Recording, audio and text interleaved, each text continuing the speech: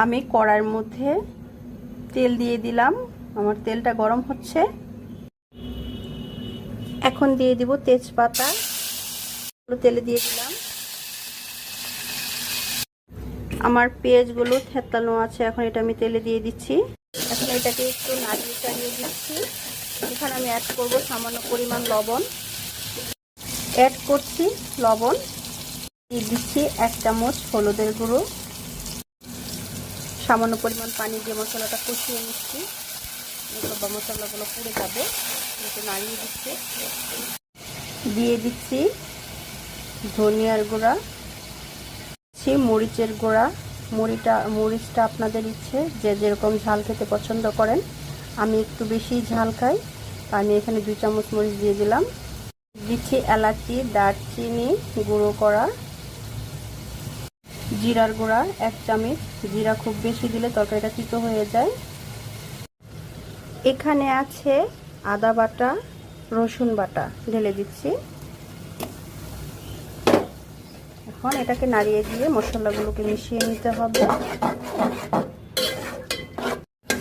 আমি মশলাটাকে ভালো মতো কষিয়ে নিচ্ছি যতক্ষণ না মশলার উপরে তেল ভেসে উঠবে, যেহেতু এটা গরুর মাংস। আর মশলা যত কষানো হবে তরকারির স্বাদটা তত বেড়ে যাবে। আমি এখানে আরও 2টা মশলা এক্সট্রা অ্যাড করব, সেটা হচ্ছে জয়ফলের গুঁড়ো এবং জয়ত্রীকের গুঁড়ো। এই 2টা গুঁড়ো মিশালে তরকারির স্বাদটা বেড়ে যাবে। আমি দিয়ে দিচ্ছি জয়ফলের গুঁড়ো। এখন দিয়ে দিচ্ছি জয়ত্রীকের গুঁড়ো।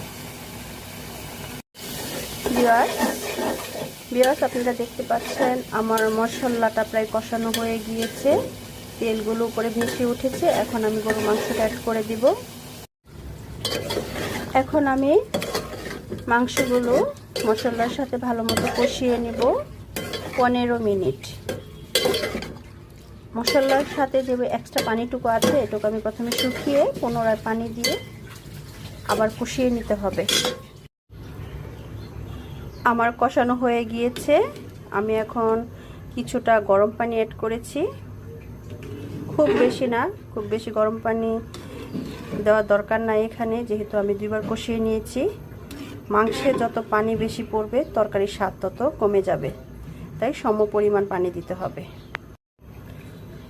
আমার তরকারির কালারটা কেমন হয়েছে অবশ্যই জানাবেন।